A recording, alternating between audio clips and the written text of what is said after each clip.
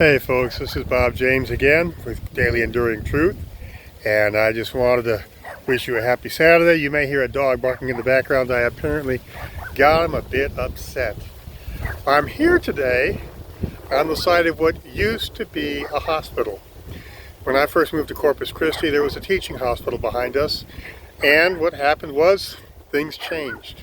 We don't like change very much. We want to follow our traditions, and that's one of the reasons why I'm having a rough day today, because yes, an old family tradition is no more. Today we took apart our waterbed. My wife and I have had a waterbed for almost 40 years. And yeah, it's a high traffic zone, sorry for the extra noise. Had that waterbed for almost 40 years, and I'll be honest with you, I don't know how I'm going to sleep in a non-waterbed all the time. We've done it before. We've had to go to stay in hotels for my wife's medical work and some of the other work that she does, but I never had a good night's sleep there. However, she is having hip replacement surgery coming up in about a month, and so we know she's not going to be able to get in and out of the waterbed, so we decided we had to give it up and find something new.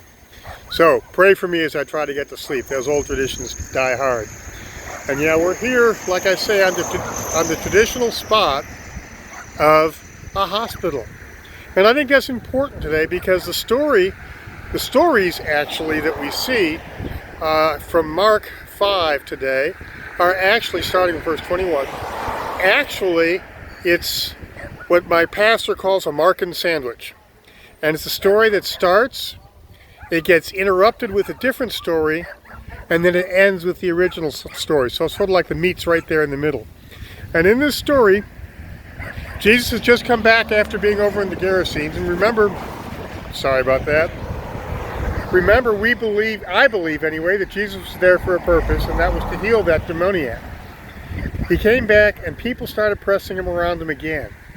And while he was there, a leader of the synagogue came up and said, "Hey, my daughter's sick, come heal her."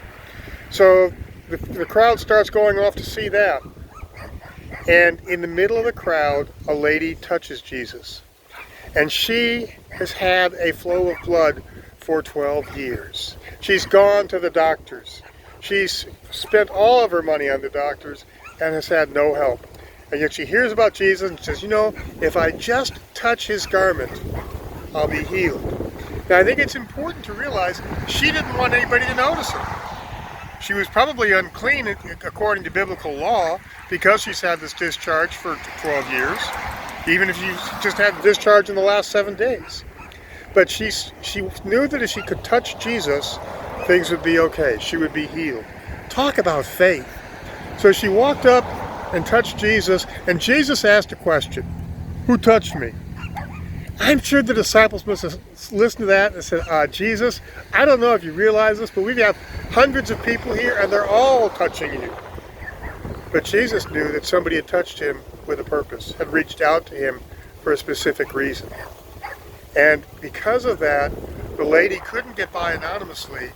She had a face-to-face encounter with Jesus where he reminded her that she was important and that she was healed. Well, once she's healed, they head off to Jairus' house again, but then they get a message. Don't worry about it. Nothing the teacher can do. Your daughter's dead. And Jesus says to Jairus, just believe. And he and Jairus and Peter, James, and John take off. Now, things can happen that quickly, as I explained in the writing for today, so I do hope you check that out.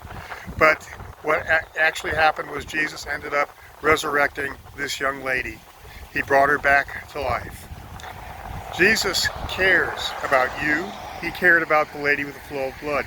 He cared about Jairus, and even though Jairus was a synagogue leader, and synagogue leaders and Jesus didn't get along very well, he cared about her. And Jairus reached out to Jesus. We find from this that if you reach out to Jesus, he's not going to turn you away. If you seek him, you will find him. And more importantly, if you seek him, he will find you. So, remember that this week. Again, if you'd like to subscribe and help me give me a chance to do some extra special stuff with the YouTube channel, I sure would appreciate it if you click the subscribe button. Y'all have a great week. Goodbye.